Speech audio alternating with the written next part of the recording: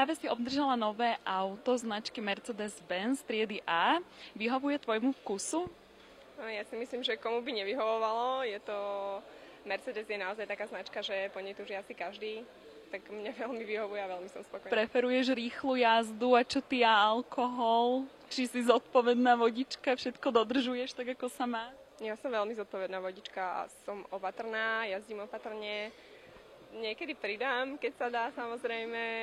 Ako každý to treba vyskúšať, ale opatrne šoferujem. No ja sa priznám, že som úplne nadšená s tým novým Ačkom, pretože takéto prevedenie je úplne odlišné ako Ačko, ktoré bolo predtým. To prevedenie aj športové, ktoré Ľubka vlastne vyhrala, aj kombinácia farieb bielo-čierna, to je absolútne...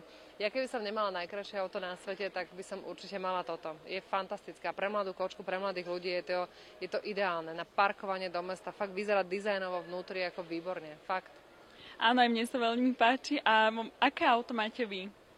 Ja mám tiež Mercedes, trošku väčší.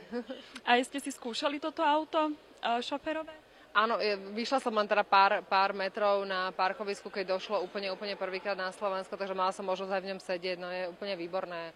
Ty si síce cyklista, ale určite si muž, takže máš asi pozitívny vzťah aj k autám, je to tak? Tak určite áno, autám sa nebraním a takisto musím, pretože bez auta by som sa moc nepohol, tiež veľa cestujem. Vedel by si prekročiť na bicykli maximálnu povolenú rýchlosť v meste? Určite, hej. Moja posledná otázka bude znieť, či sa zaraďuješ medzi rýchlych vodičov až takých, ktorí bývajú pokutovaní pre prekročenie maximálnej povolenej rýchlosti?